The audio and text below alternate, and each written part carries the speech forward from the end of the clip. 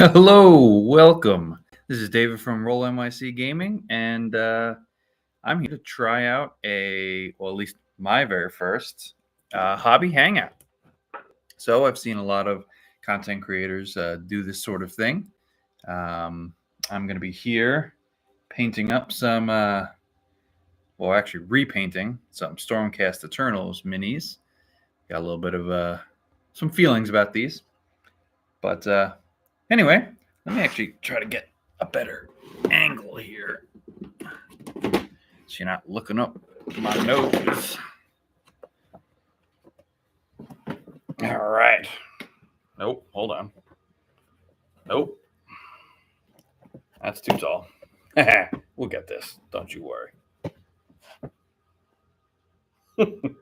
Nope. All right. We'll just do this.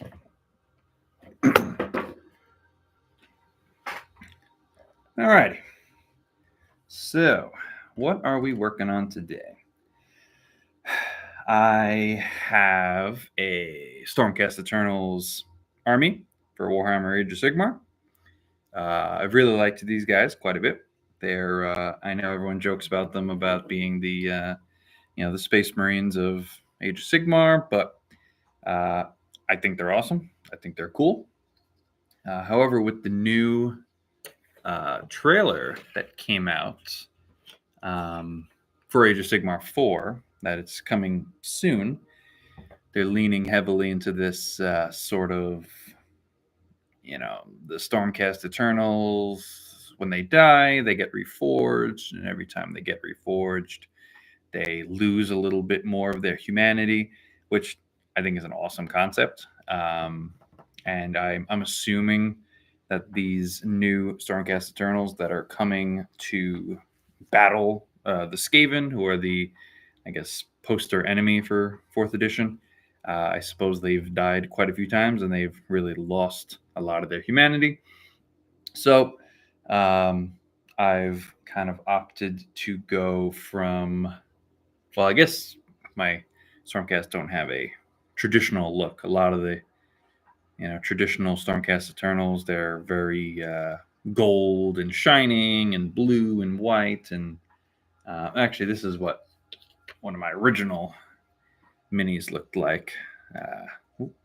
My brother painted this one, so I can't take credit for him, but this is what they originally looked like.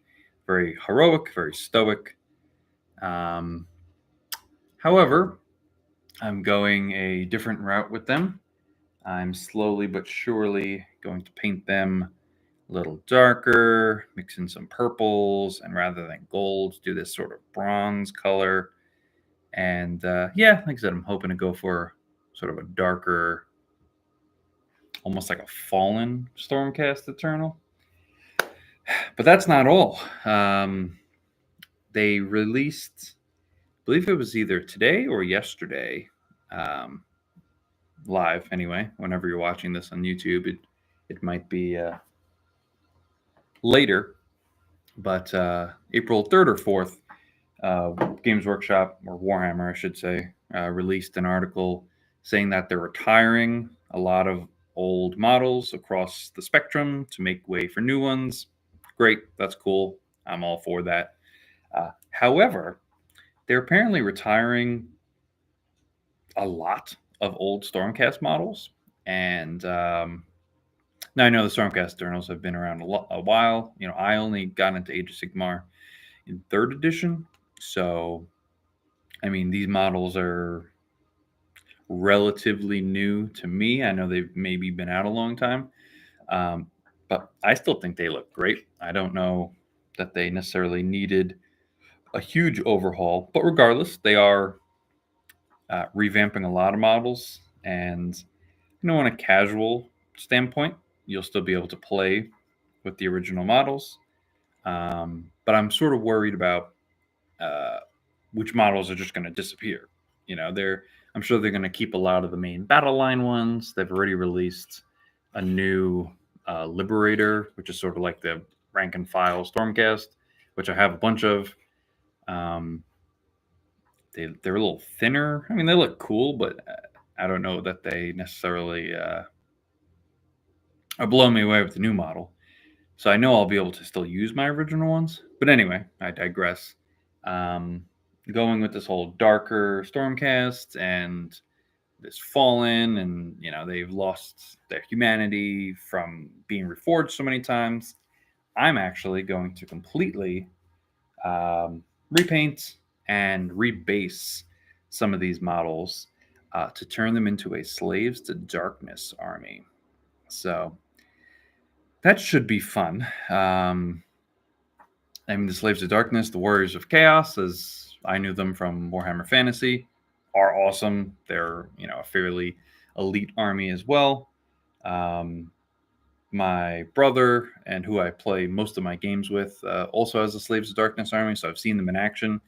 They're fun to play against, but they're tough to play against. They're just kind of tough to chew through. So yeah, so I'm gonna make a little bit of a change here, take a little change, and like I said, a lot of the models certainly look the part of the Stormcast to Slaves of Darkness, Chaos Warriors counterparts. I just need to rebase, like I said, the normal like Liberators or the Vindictors.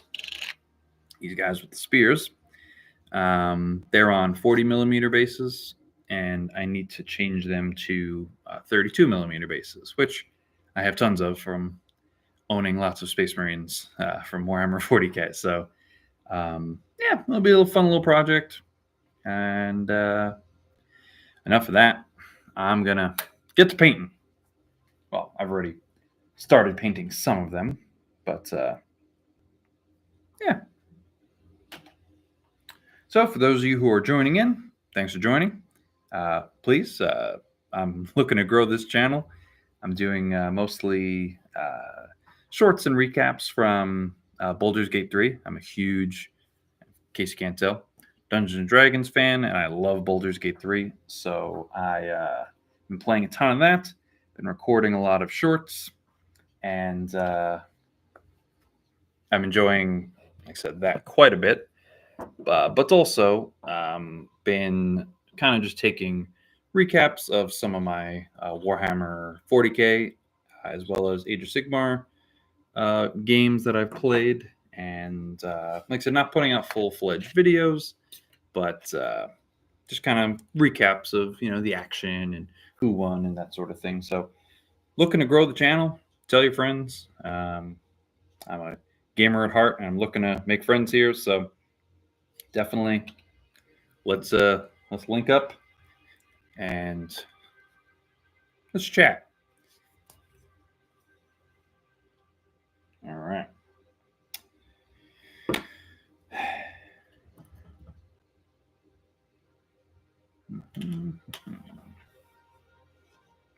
So also, just on a side note, this is actually my first, not my first live stream. I've live streamed before. My first hobby hangout. So if you have any suggestions for, I have a feeling I'm going to need to get a better camera angle. But either way, if you have any suggestions, feel free to let me know in the comments. Like I said, feel free to share this video or others with your friends, and tell them about the channel, and all the YouTube stuff. Anyone who's watched any videos on YouTube knows the routine by now. It helps the algorithm. I guess we all have to say it, sort of.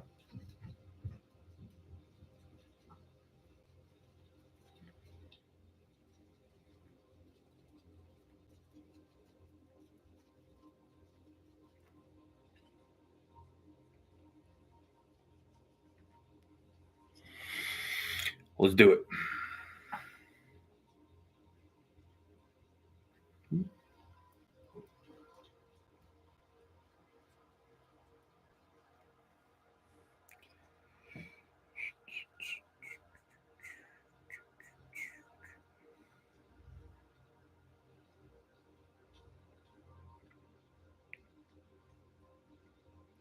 Also, I don't even know if you guys can hear it. I guess I'll find out in the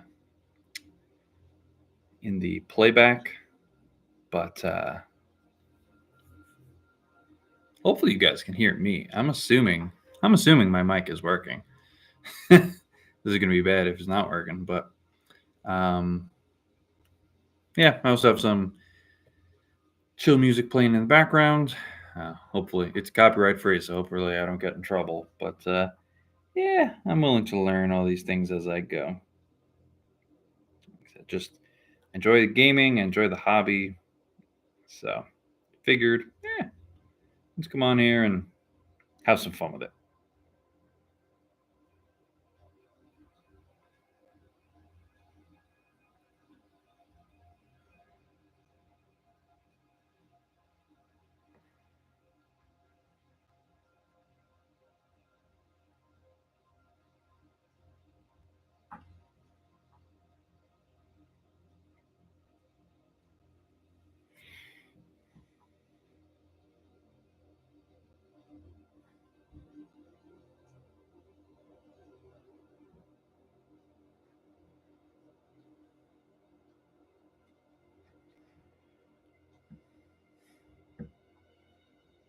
Ooh.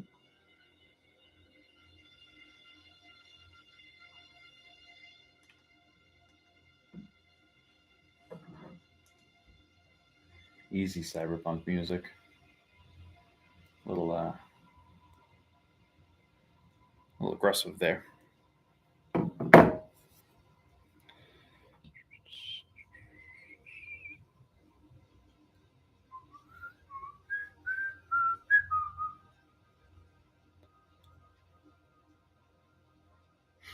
On the topic, big fan of Cyberpunk 2077. Things like Warhammer 40K, obviously Age of Sigmar, Warhammer Fantasy. Almost anything Warhammer puts out, I'm kind of a big fan of. I was originally, I got into Warhammer 40K maybe 2018. I'd gone to Gen Con, which is a big time gaming convention in Indianapolis. And I had a ton of fun, met a lot of people, played a lot of board games. And along the way, there was a booth set up, just a couple people. I assume they were from Games Workshop, but a bunch of people had a big setup where you can kind of just walk up and yeah, they had a bunch of models. At the time, it was Space Marines versus, I think, Death Guard was the sort of like the main faction battle. So you were able to just kind of walk up, and they told you the basic rules. You rolled some dice, and yeah, they let you play like a round or two, and then you can let the next person in line sort of do the same thing.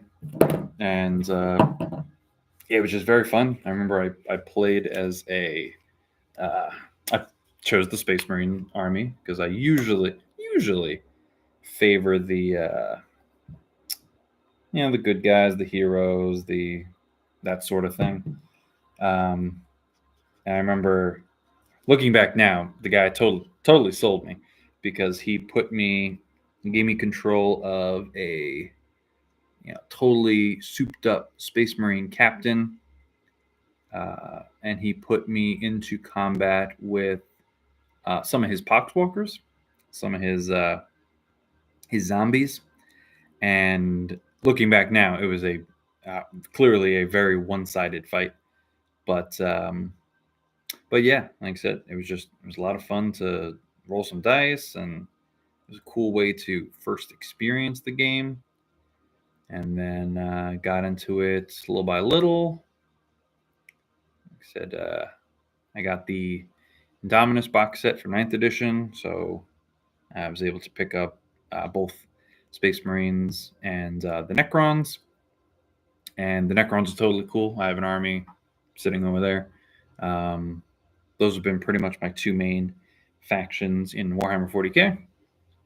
And then slowly but surely, I delved into the Orcs in Warhammer 40,000. because, I mean, the orcs are awesome. What's not to love about them? And yeah, so those are pretty much my main 3 factions in Warhammer 40,000. And at the same time, I'm a huge fan of Total War Warhammer.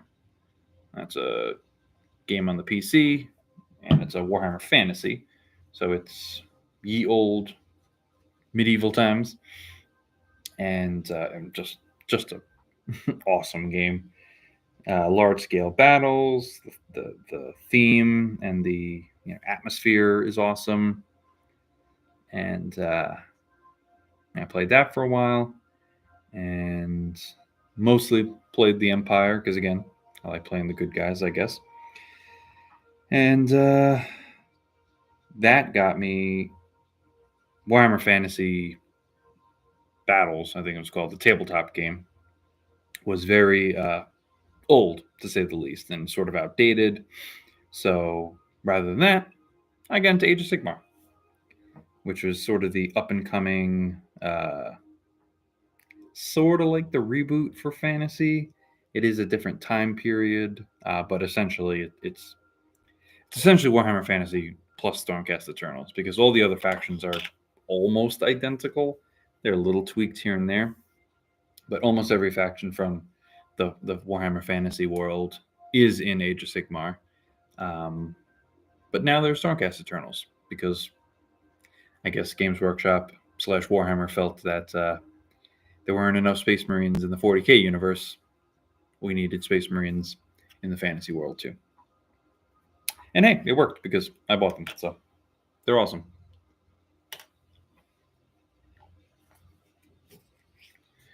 Alrighty. What else?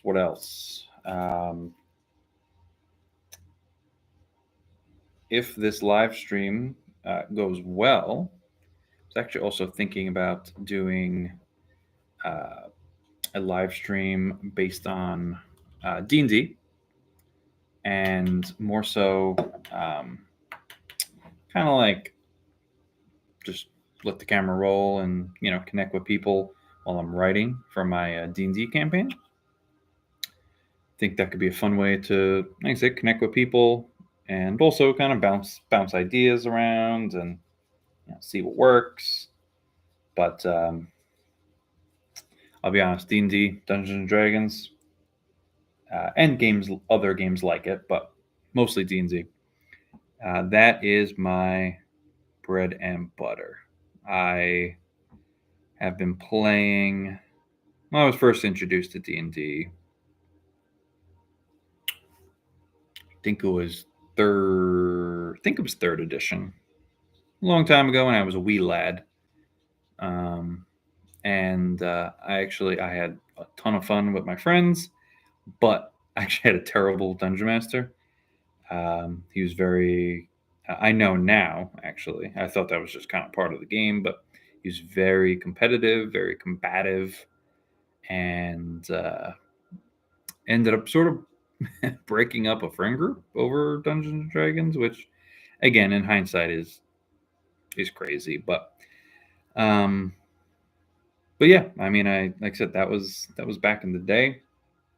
And then fast forward many years later, a couple friends of mine and I got into Dungeons & Dragons. This was when 5th edition just came out, actually. And we've been crushing it ever since. And like I said, Dungeons & Dragons, that is my jam, to say the least. I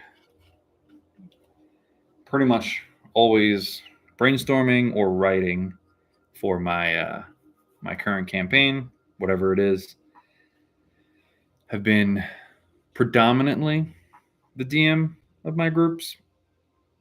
For I sort of live that forever DM life. But honestly, people always talk about it like it's a bad thing. It's awesome.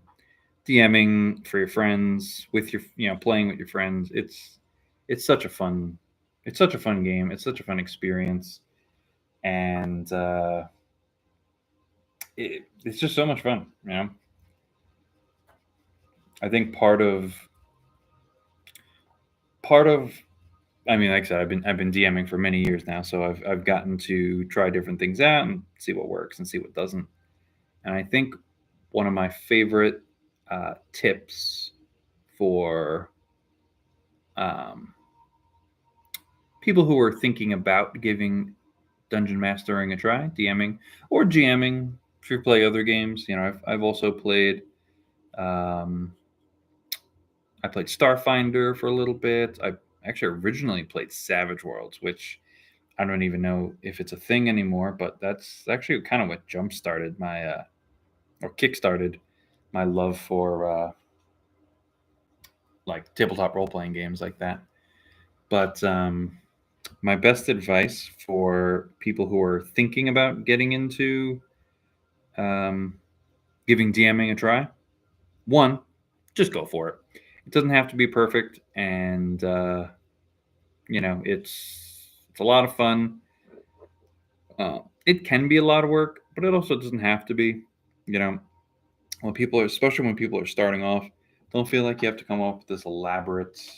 You know, you don't have to rewrite Game of Thrones or Lord of the Rings or Harry Potter or anything like that. You know, a very simple story, or even, I mean, I'm pretty sure every game does it, but Dungeons and Dragons, Wizards of the Coast, or I guess Hasbro technically, they have a ton of content, ton of one shots, ton of campaign module adventure books you can play. So for people who are just starting off DMing, do a little research and you know find one of these adventure books that sort of jumps out at you and give it a whirl because like I said they do a lot of the heavy lifting for you. A lot of the they tell you where to go, what you'll find, what sort of things to maybe prepare for, and but just in general, like I said, start small.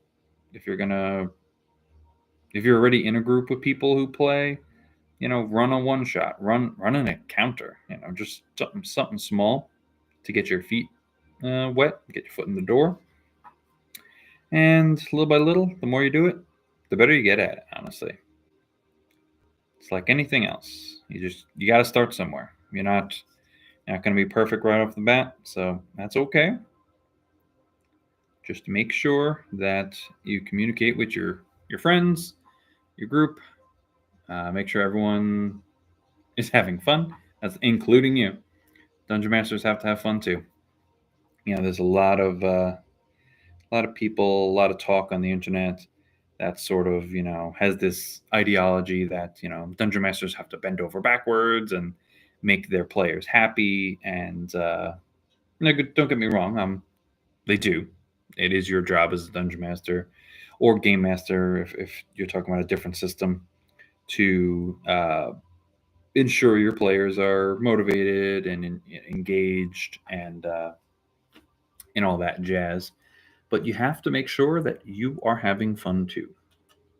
If your players are having fun at your expense, then that is not good. Everyone's got to have fun. Everyone's allowed to have fun. Everyone's entitled to have fun.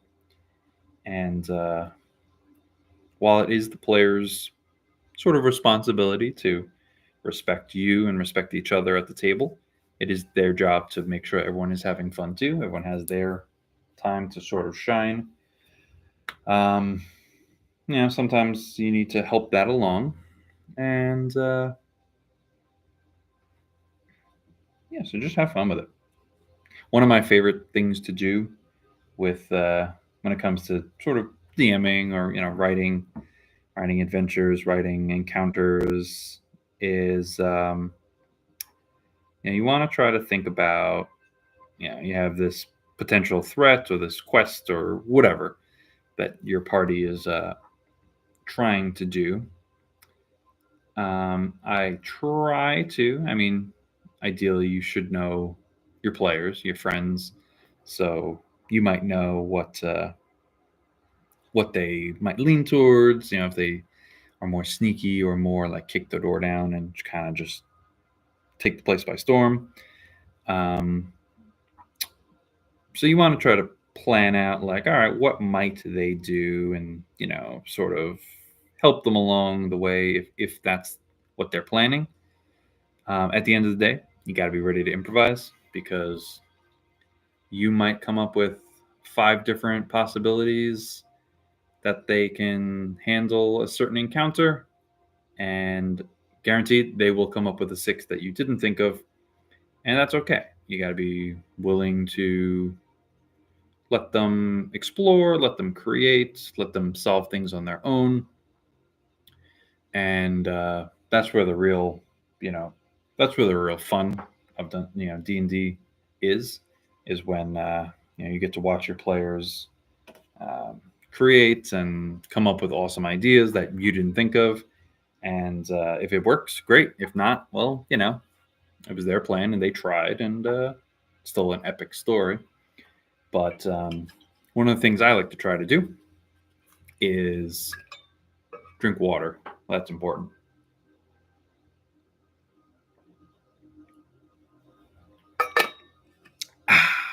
So one of the things I like to try to do is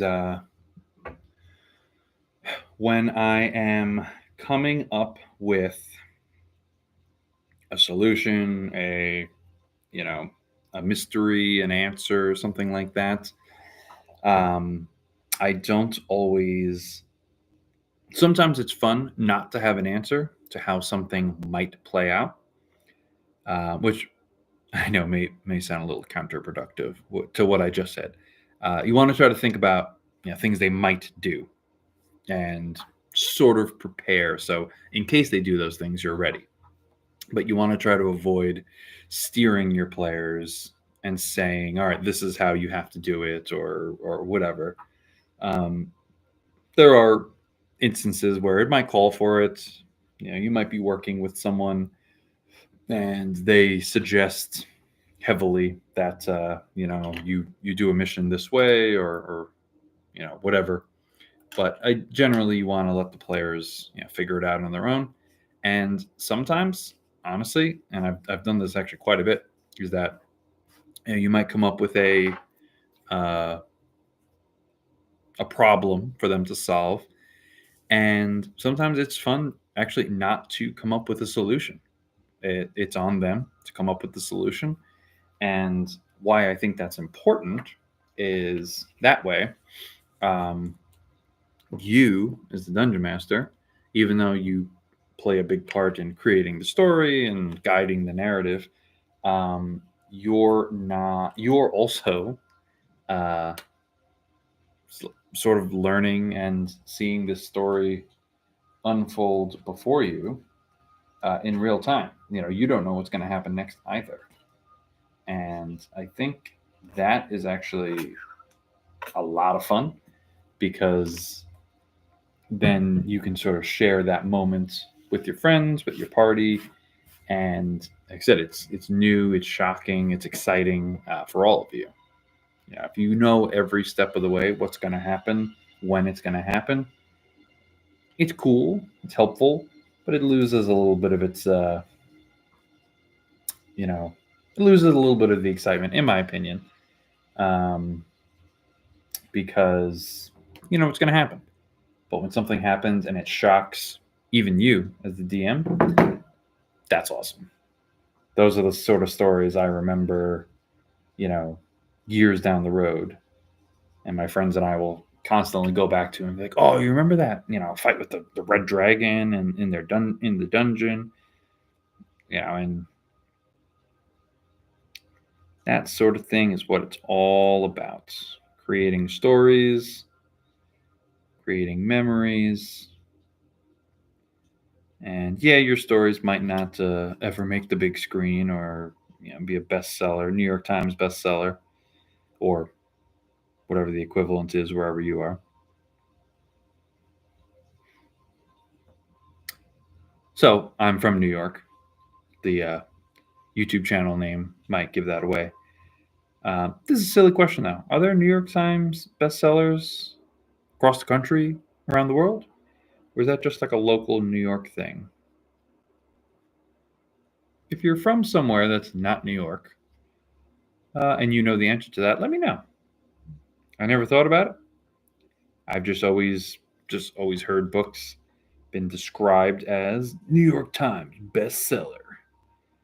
But now it's got me thinking. Are there like Chicago Times bestsellers? Miami Times bestsellers?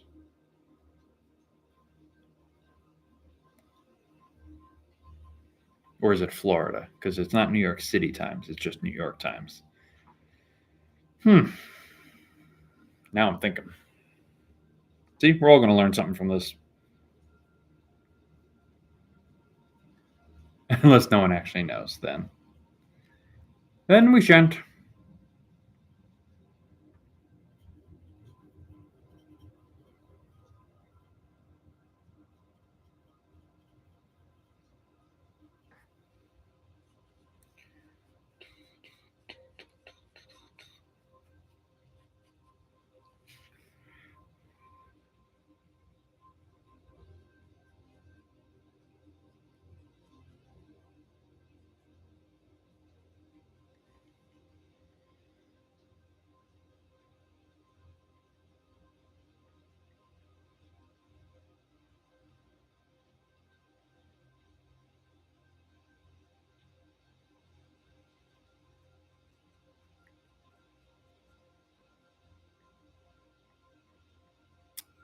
So I think I've come to the conclusion after crafting quite a bit of different types of minis, from Space Marines to Necrons.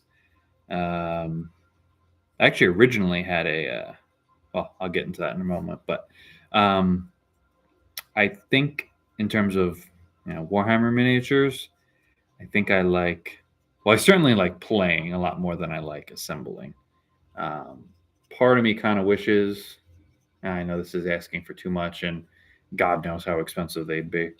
Um, I've looked at things on eBay, fully painted and assembled miniatures, and I've thought about it. I've actually sold things on eBay, but never bought anything through there.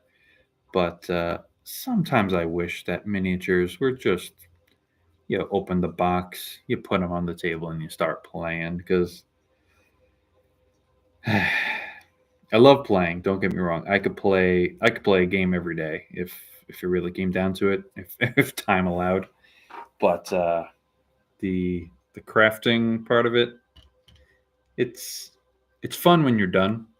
It's very rewarding, and you'd be like, "Wow, look what I built! Look at the time I spent." But also, you look at the time you spent, and I'm just like, cutting them out, gluing them together. It's not my favorite thing to do. I'll be honest, but I don't mind painting. Actually, painting is fun. Maybe it's because painting, I feel like, really like brings the models to life. When you first buy them, they're just little pieces of plastic on little pieces of plastic sprues. And then when you assemble them, I mean, they take shape. That's cool, but they're still just, these gray little men. And I've seen plenty of people play with unpainted minis. And honestly, I don't care. I know there are a lot of people who are like, you have to prime, paint, and put little grass on your uh, bases. Otherwise, you can't play with me. That's not fun. Um, Especially with my background playing a lot of Dungeons and Dragons. Sometimes you don't have the exact mini or model to uh, represent the monster or even your player, your character that you're playing. Um, and that's even if you play with a game board. A lot of people, and I've done it myself too, play with no game board. You play sort of theater of the mind, so it all comes down to describing everything, and there are no miniatures involved at all, which Let me tell you, saves a lot of money. But there was also something very satisfying about seeing the battlefield laid out before you, and it's definitely rewarding to have a battlefield in miniatures. And obviously, it's essential for Warhammer and other types of games like this. But I guess getting back to my original point, assembling is, like I said, they take shape, and that's cool and all, but painting them is, I feel, what brings them to life. And also painting them once you're painted, that means you're done, so you can actually start playing again. So maybe that's why I like painting. It's the final step.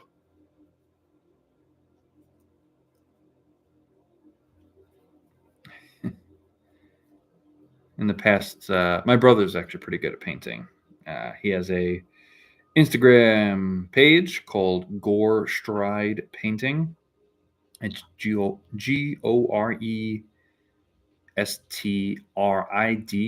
Gore Stride _painting, and he paints all sorts of really Warhammer miniatures, but Warhammer 40K and also Age of Sigmar and fantasy as well. And he's gotten pretty good at it over the years. So definitely, if you're on Instagram, go give him a follow. That's Gore Stride _painting. But for a while, he was painting minis for me. And actually, like I mentioned, he painted this guy. And even after I converted, my Stormcasts were all originally, gold and black and white. And then when I converted the whole faction to this color scheme, this sort of maroon and silver, and also this sort of like copper color, which I really love, I kept this guy. I didn't repaint him. So he doesn't match the rest of the force, but he just looks so good. But now I might be repainting him. We shall see. Maybe I'll keep him gold. I don't know.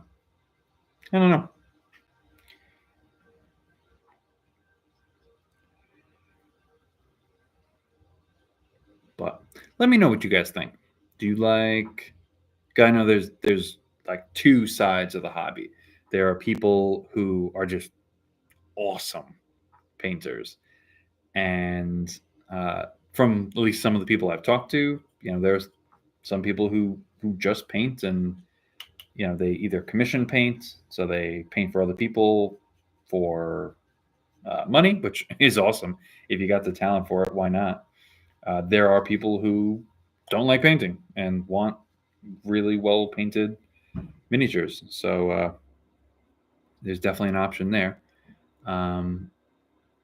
And then on the other side of the hobby are the people who want to just play the game. So like I said, I've been to game stores before. I've hung out with people who either have unpainted, just gray, right out of the box, barely assembled minis.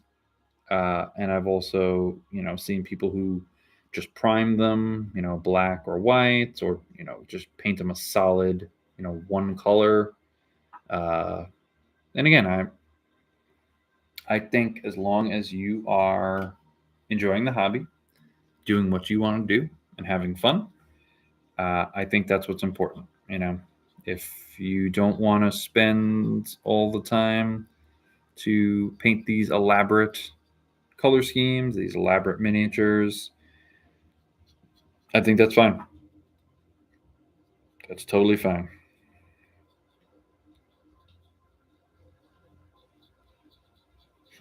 I always thought it was weird. I kind of hope they get away from it, actually. I was actually just talking to someone about this the other day, but as is right now in Warhammer 40,000, actually. Age of Sigmar doesn't have this, which I can appreciate, but right now in Warhammer 40K, we're in 10th edition, but it was It was definitely in ninth edition. I actually don't know offhand. I didn't follow the game before ninth edition, and I got in sort of in the beginning of ninth edition, I think. But the point system. There's 100 points you can score in a particular game, and I always kind of thought it was weird that 10 points of the 100, 10% of your score can be or is awarded to you for having a what they consider battle ready. So it's primed, painted, and based army. So I mean, I wonder if there are people like if I went to a game store with a unpainted army, is the guy I'm playing with going to be like, "Yo, your army's not painted. You don't get those 10 points, and you're set at at a handicap." I really hope not, because I don't think you should be punished for that. Um, and I've always thought after all these years that it's been odd that they still have that as part of the like core rules. Because from what I've learned from the D&D community online is that there are people who follow these rules and these rule books to the letter. So I am sure there are people out there. You might be one of them. And let me know if you are. Let me know. Let me know what you think.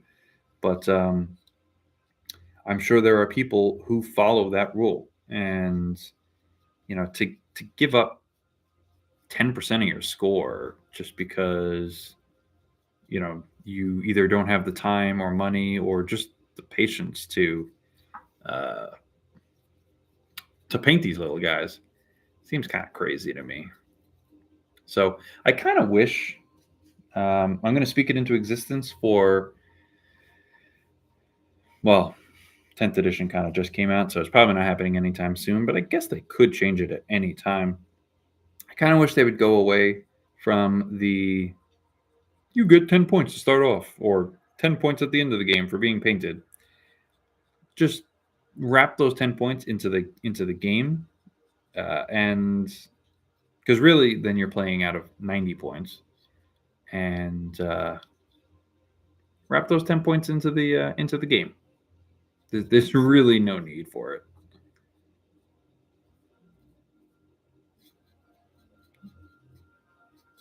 in a game that's either competitive or casual. There's no reason to have style points potentially determine the outcome of the game. If your minis are painted and mine aren't, or even if they're painted better, does that really mean you should win the game kind of just arbitrarily? Probably not. But again, that's just my opinion. Maybe there are a lot of people out there who really like that and would be disappointed if it was gone. And maybe I'm the minority, who knows? But let me know what you guys think. Because just in general, when it comes to actually both of them, Warhammer 40k and Age of Sigmar, I like them both. They have a lot in common. So I feel like if you play one, you could fairly easily get into the other. That's what I did. I started with Warhammer 40k and then transitioned over to Age of Sigmar. And I mean, the hardest part, I don't think, is learning the rules. I think the hardest part is actually remembering which rules are for which game. There were a few times where I'd be like, oh, I can walk off this objective. It'll remain under my control because that's how it works in Age of Sigmar. And then remember that, oh, wait, it doesn't work that way in 40K. You got to keep people on the board, on the objective, unless they have a specific rule that says otherwise. But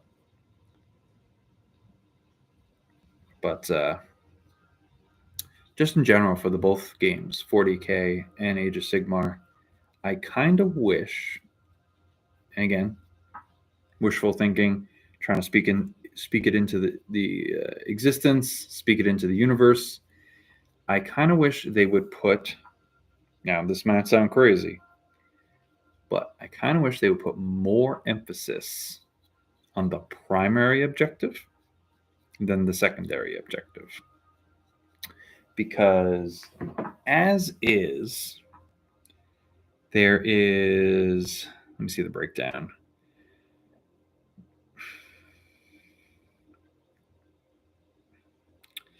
Yeah, so there's, as is, there's 50 points.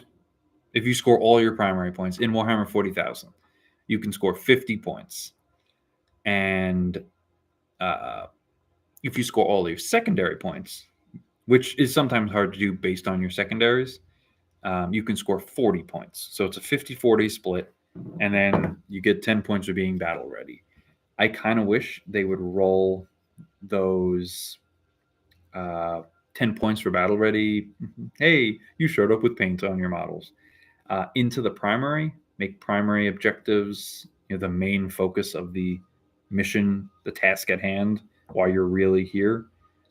More impactful, because I've been in games of Warhammer 40,000 that are close, but back and forth, the objectives are changing hands, and it's, close, and, both teams don't score, or one player scores more primary than the other, but still loses. Like, if the primaries are close and then the secondaries are sort of a tiebreaker, I feel like that's what they're there for. That's cool. But I kind of feel it's a little weird when you score less points on primary than your opponent, but still win because you maxed out your secondaries. I kind of wish there was more emphasis on primary, which, I mean, that's the whole point of primary. That's your primary objective. This is why you are here. But I might just be nitpicking. The games are very good on their own. So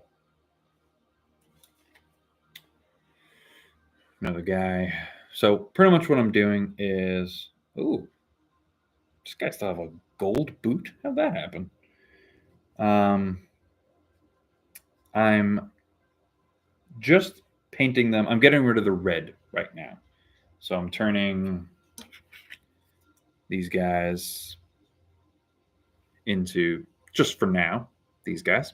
So getting rid of the red, and then I'll go back in and go over in a little more detail. I'm still actually working out what color scheme exactly they're going to be, but going back and picking out what's going to be black, what's going to be silver, what's going to be. I have this sort of deep purple color called Midnight. So kind of just sorting that out. And then again, the weapons are this copper color. But for now, I got to get rid of all the red. Yeah, all right. I think I'm going to do one more and see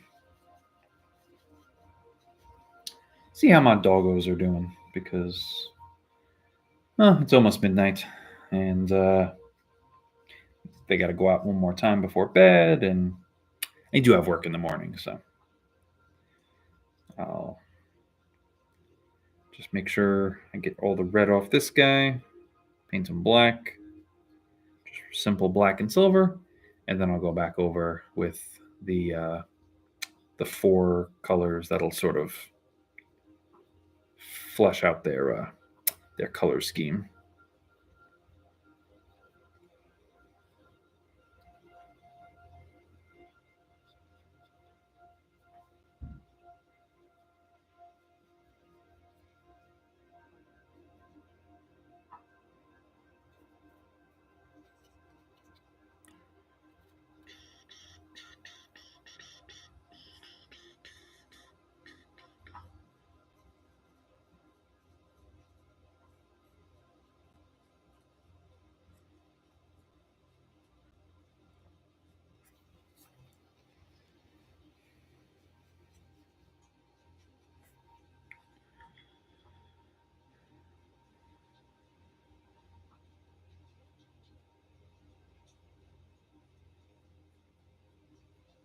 really like. Like I said, I don't know if you guys can hear it. I'm hoping it's not too loud. Actually, that would be the worst if the music was like overpowering. But I don't think it is. But it's a cyberpunk style, like atmospheric music. They have a ton of these like 2 hour, 3 hour, 5 hour, 10 hour uh, videos on YouTube that are just great for this sort of thing, for reading or crafting or hobbying or just hanging out, chilling, honestly. But I particularly like this one playlist because it also has rain in the background, and I'm a sucker for rain. I think rain, the sound of rain, is one of the more sort of relaxing and also sort of helps me focus. I don't know why. Maybe the mind wanders when it's totally quiet, so a little bit of rain. I don't know. Rain also actually puts me to sleep, but I have a good amount of energy right now, so we're good. We are good.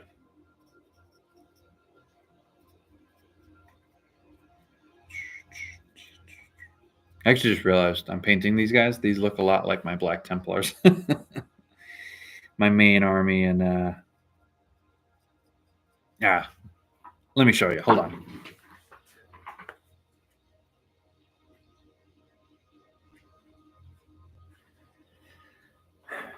All right. So my main faction in Warhammer 40,000 are the Space Marines and the Black Templars detachment, or Divergent chapter, really. So this has been my, like I said, I played a lot of Warhammer 40,000 before I got into Age of Sigmar. And like I said, I originally started off, what were they? I actually started off when I was like brand new into the Warhammer 40,000 universe.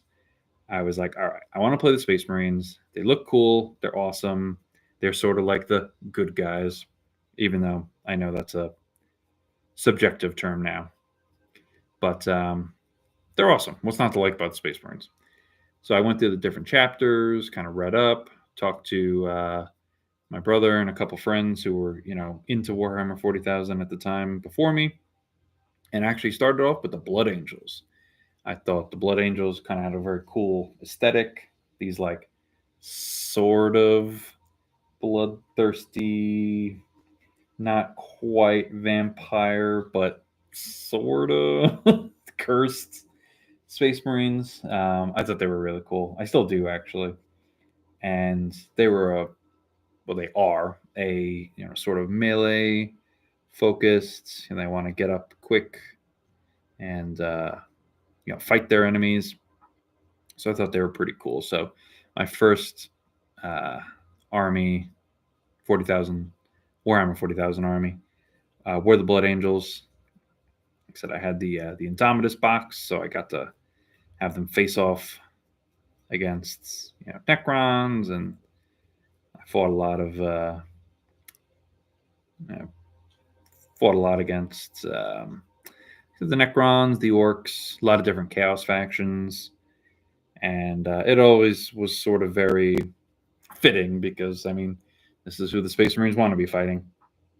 And over the years, the Blood Angels I still think they are very cool, but the way their rules are sort of structured,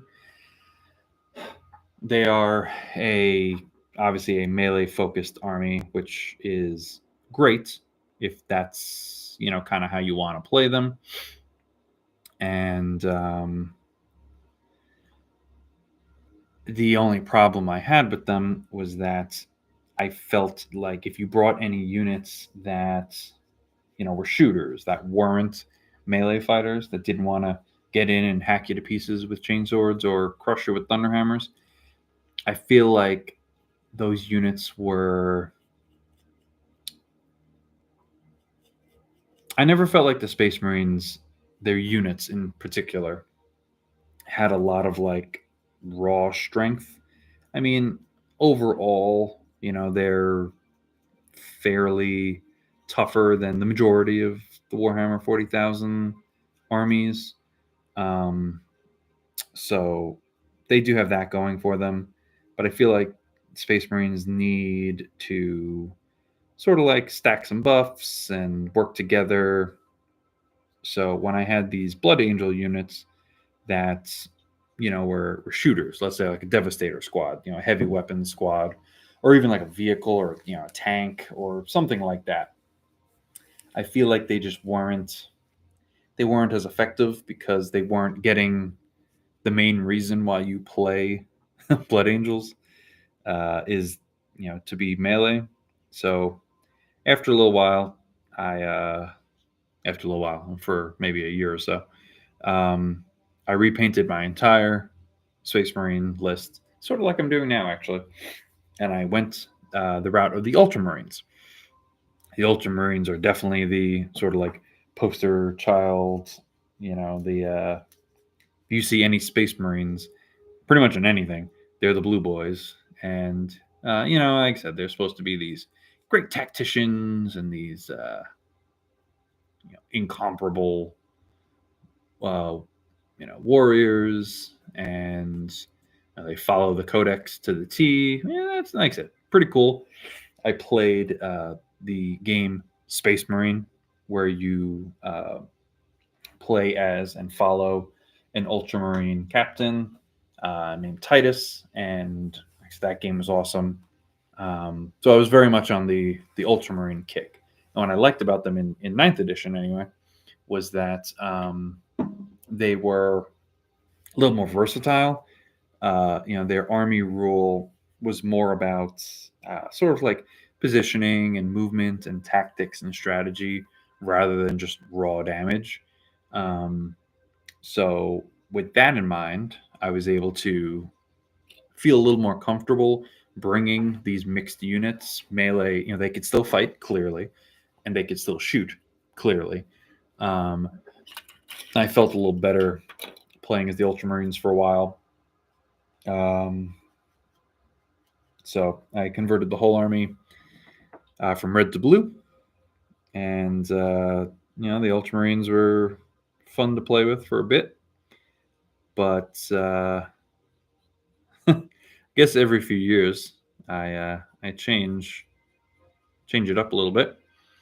Might not happen anymore with how 10th edition is structured, but I played the Ultramarines for maybe about a year, and then for much longer I've had my Black Templars. And really, the Black Templars are, I think, the coolest Space Marine chapter. I know they're a divergent chapter, and they're sort of technically a offshoot of the, one of the other chapters, but still, they bring everything together. They are the, crusading knights that I enjoy from all the, fantasy games I play, while also being in space, knights in space.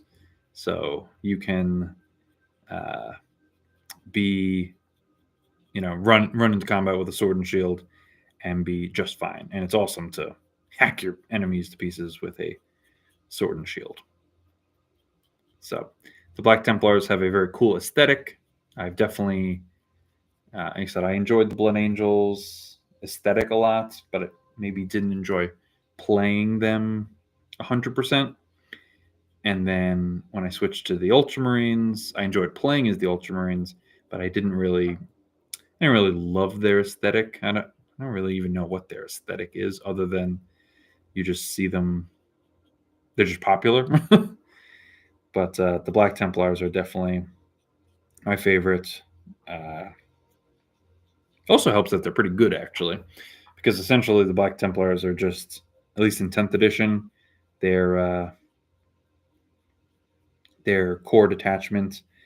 You pick one of their vows, and you can either be more of an offensive powerhouse for your whole army, or you can be just tankier. And honestly, who doesn't love that? That is good for all the units, whether you're charging into combat or sitting back and shooting, being tough and durable and surviving things that probably should take you down is awesome. It feels fun when your enemy is attacking you and they're like, "Oh my, how are you still up? How are you still alive?" And that's a cool feeling. Even though it's simple, just make them more durable. Great. Um, it's a fun play style, I think. And again, with that being said, because it's not favored towards melee necessarily. I mean, they have some stratagems that help them out in melee, so they do still want to be getting into combat. But I don't feel like the ranged combatants are necessarily at a disadvantage because they get the durability buff too, which is cool. So essentially, Black Templars are just Space Marines but tougher, and I have no problem with that. That is a-okay with me, because nothing is worse. Kind of circling back, I'll end this stream on this point, but nothing is worse than painting these little bastards, assembling, painting them, spending the hours to make them look good, or just getting them on the table again, like I said before, and then just having them blown up in front of you, and you don't get to play with your little toys anymore. So the fact that Black Templars survive a little longer than the rest of the Space Marines, anyway, with a few exceptions maybe, but that is a huge sell for me, because if your units are dead, they cannot win you the game. That is my ideology, and I'm sticking to it. And because they are Space Marines, they are still plenty flexible. So if you want to play a fast, mobile force with a lot of bikes and jetpacks and stealth units, you can. If you want to play a heavy-hitting melee army, you can. If you want to play a shooting army, you can. If you want to play a huge mixed force with a little bit of shooting, a little bit of combat, some durability, some stealth, some mobility, you can do that too. So that's why I thought that's why I always thought the Space Marines were a awesome faction to play. And also, if you're new to the game, I definitely think they should be an army you consider, because they're definitely the sort of like jack of all trades type army. They're sort of good at everything, and then if you lean into specific play styles, they sort of get better that way. But yeah, that's that. So anyway, I know I said that was going to be my last model, but this will be my last model. But anyway, for those who have joined me, thank you. For those who have not, well, you don't know what you're missing. Then again, you don't know that you're not missing this. But anyway, we'll see in the future if I do another one of these. This was fun. Like I said, I was going to be painting these guys anyway, so I thought I could either hop on and chat with some of you guys, or just do it on my own. So